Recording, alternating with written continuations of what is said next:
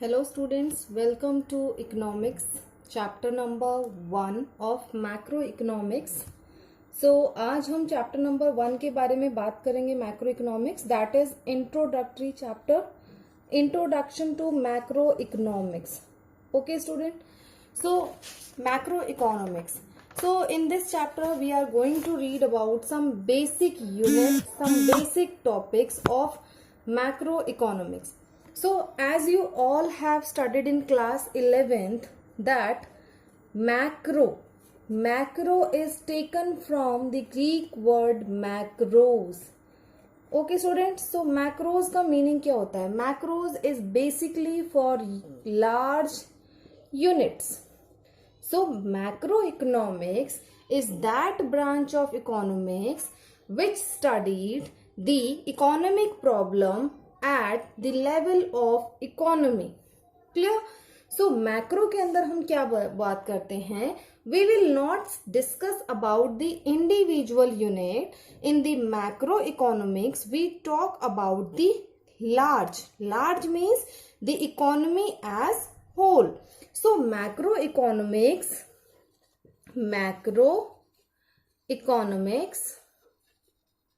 is defined, macroeconomics is defined as that branch of economics which studies economic problem or economic issues, economic problem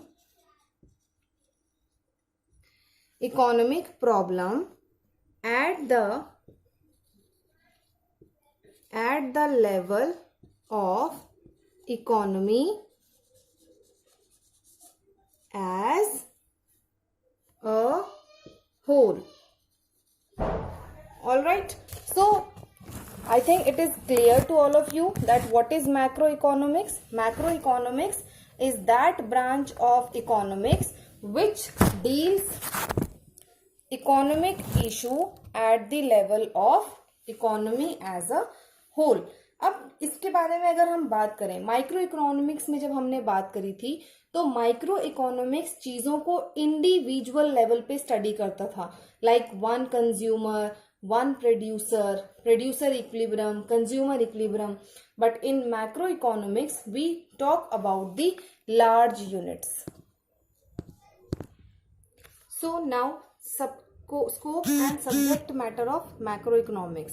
After the explanation and definition of macroeconomics, we have to study about scope and subject matter of macroeconomics.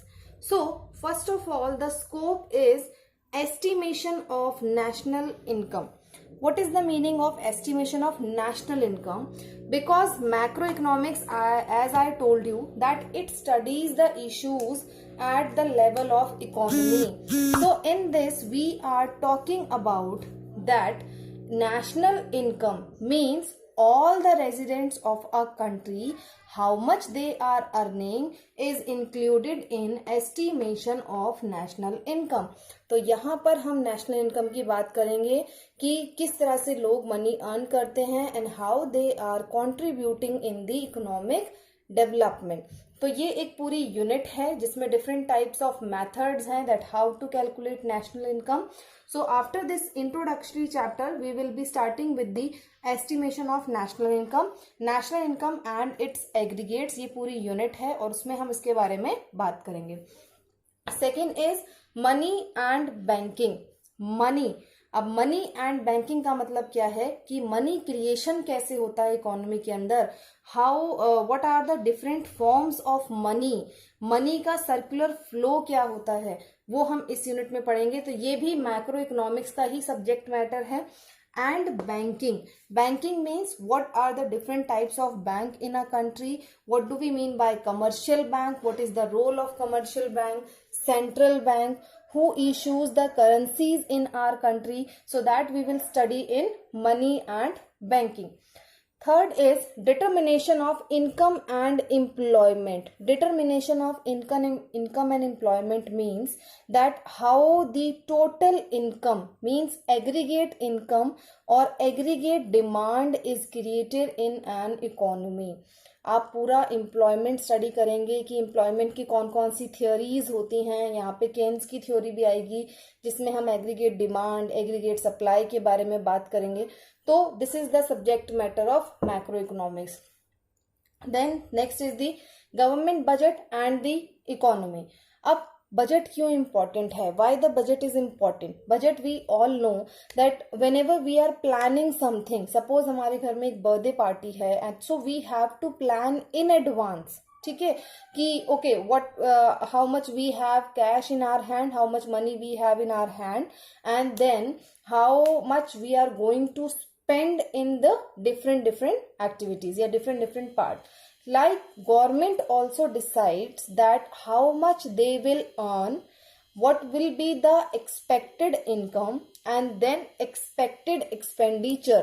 हमें rural areas में road construct करना है या फिर हमें कोई और employment scheme चलानी है, so that government will decide. So that also comes under macroeconomics. Next is the determination of foreign exchange rate. So in this unit we will study about that what is foreign exchange rate. Exchange we all know, when we exchange something, like suppose if now I want to exchange the Indian rupee with dollar, तो $1 is equal to 75 rupees है suppose आज के time में अभी.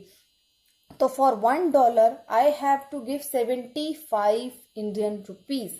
तो 75 rupees क्या हो गया? एक्सचेंज रेट हो गई उस डॉलर की. तो that is known as the foreign exchange rate. And last one is the balance of payment. Balance of payment का मीनिंग क्या होता है?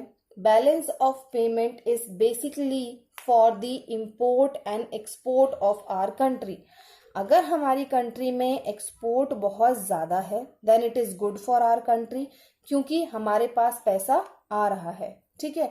और अगर हमारी कंट्री में इंपोर्ट बहुत ज़्यादा है, तो इंपोर्ट बहुत ज़्यादा अगर हम कर रहे हैं तो इसका मतलब है कहीं ना कहीं हमें लॉस हो रहा है. तो यहाँ पे आपके पास फेवरेबल और अनफेवरेबल दो बैलेंस ऑफ पेमेंट आएंगे.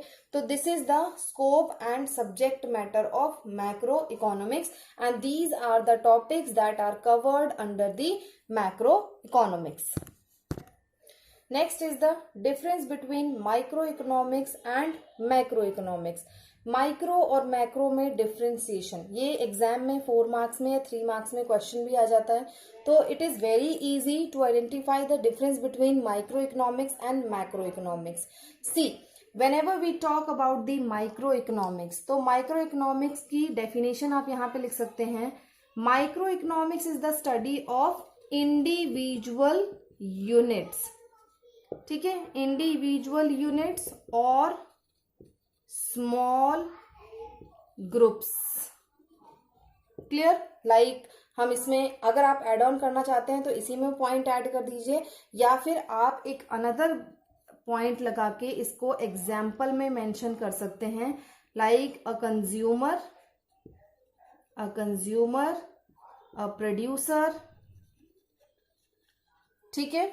Study of individual units or small groups comes in microeconomics, wherever the study of large groups, ठीक है, aggregates, study of large groups or aggregates of economy, aggregates of an economy that comes under macro economics. Clear? यहाँ पे भी आप example, अगर example का point आप add कर सकते हैं. एग्जाम्पल में आप यहाँ पे दिखा सकते हैं aggregate demand, aggregate supply, money and banking, वो आप यहाँ पर मेंशन कर सकते हैं. क्लियर? इसके बाद आपका आता है नेक्स्ट पॉइंट, आप यहाँ पर ऐड कर सकते हैं ऑब्जेक्टिव. ऑब्जेक्टिव क्या हो सकता है माइक्रो इकोनॉमिक्स को स्टडी करने का और मैक्रो इकोनॉमिक्स को स्टडी करने का. So as we have studied in class 11th as well that micro economics को स्टडी करने का जो ऑब्जेक्टिव होता है that is to compare the price of different commodities. Price of different commodities, different commodities हो गया आपके पास, ये आपका ऑब्जेक्टिव हो सकता है। और जो मैक्रो इकोनॉमिक्स का ऑब्जेक्टिव होता है वो बेसिकली होता है national income, national income, estimation of expenditure and employment. तो जो हमने इसके सब्जेक्ट मैटर में किया था वही हमें यहाँ पर मेंशन करना होता है। Similarly you can write price of different commodities plus factor of production। factor of production के साथ भी ये डील करता है, factor of production। ठीक है, ये आपका हो गया। उसके बाद इसी पॉइंट से आपके पास एक नया पॉइंट जनरेट होके आ जाएगा और वो पॉइंट क्या होता है, पॉइंट डी।